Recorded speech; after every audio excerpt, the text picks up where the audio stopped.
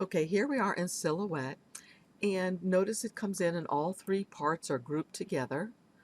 The first thing that I will probably do is right click and say ungroup.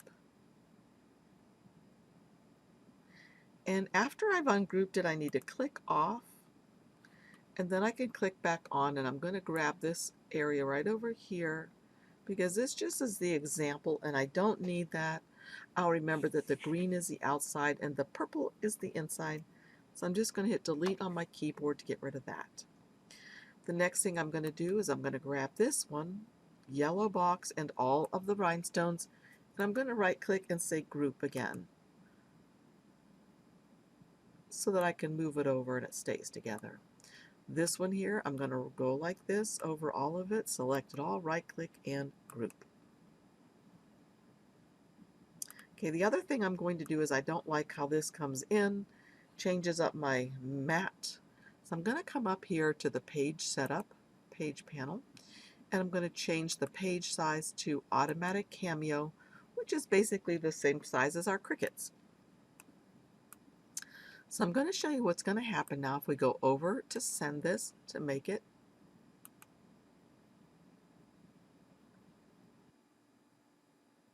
So just like that is the way I like it to be. It just has to be simple.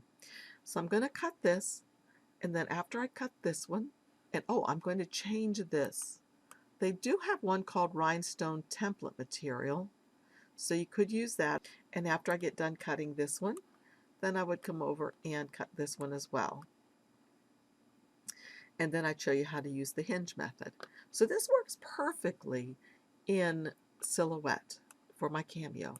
The problem is, let's go back to design. Let's select both of these and go to File, Save As, Save to Hard Drive. I'll name them. Oh, it's already called TRW Love Heels. So I'm going to change that to SVG because we need that for our Cricut machines. And one thing I do want to do is, I'm going to say cancel that for a second. I just want to know the size of one of these. So it's 8.147. So again, I'm going to grab both of these. File, Save As, Save to Hard Drive, and I'm going to name it TRW Love Heels 8.147. I hope that's what it was. And change it to SVG and say save. Okay, so let's go to Cricut Design Space now. Here we are in Cricut Design Space. I'm going to upload an image, browse. There they are, 8.147. I want to show you something. Watch how long it takes for this to come in. It says, wow, that's a large image. I can save it. There it is. Insert it.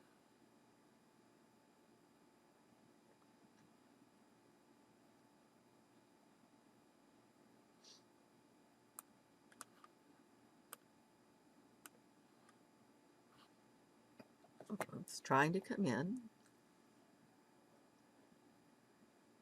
It says it's a really large image because every one of those little rhinestone circles is an object. So every one of those is going to come in on the layers panel on the right over there.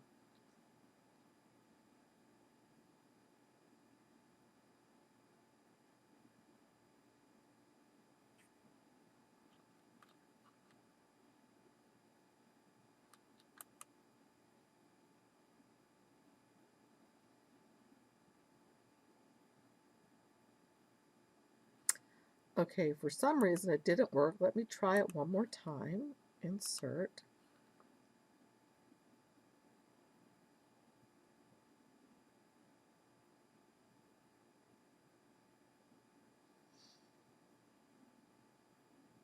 Okay, you may have experienced the same thing. It looks like it's going to crash Cricut again, so I'm going to show you a trick. Let's go back to Silhouette, and what I'm going to do is I'm going to go like this and ungroup this, ungroup, right click and ungroup, and notice there are boxes around every single one of these rhinestones, everything's selected. I'm going to come over here to the Modify panel right here, open it, and I'm going to say Subtract. And what that's going to do is, instead of each one of these little dots being an individual shape on top of this yellow sheet, it's going to punch those right out of there, or subtract them right out. And that's what we want, because we want holes into which we'll brush the rhinestones. So I hit Subtract.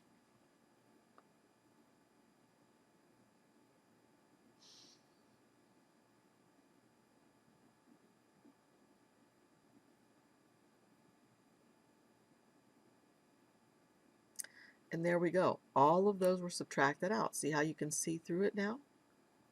And I'm going to do the same thing with this one. Bring it over. I'm going to right click on it, ungroup. Once everything's selected, I'll come to the Modify panel if it isn't still open, and click on Subtract.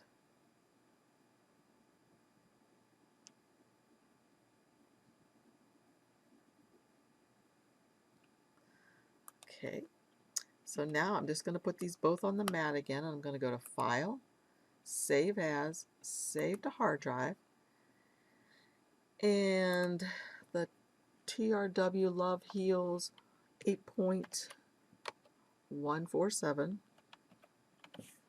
and I've got to change it to an SVG, and it's going to say it already exists.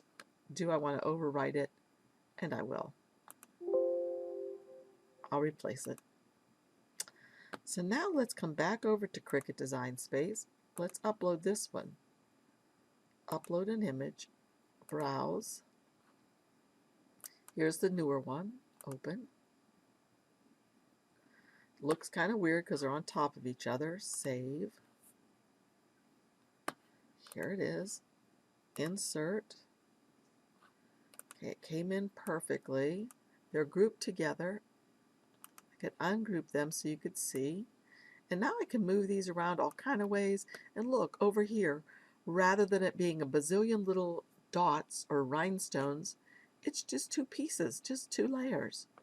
So what I do need to do now is I need to go ahead and center these, or align them together, align center. And then I need to change the size of both of them. Notice they're both selected. 8.147, I believe it was, 0.147. Hit enter. And look how quickly that changed the size of those. And again, I can look at both. So this is perfect, just like this. So now all I have to do is go to Make It. And there's that one to be made. And then the other color will be this one. And it's also going to cut out the square around it. So I'm going to go cut these out, and I'll be right back. Okay, I have some things to show you down here. Usually when I'm doing designs that are not very intricate, I can use the flock that we buy generally, and it works perfectly. If it's not this detailed, if you can see how close these rhinestones are together here. And the machine didn't have any issue cutting it, but this stuff is so much more flimsy than the Magic Flock sold by TRW that it kind of comes apart like this.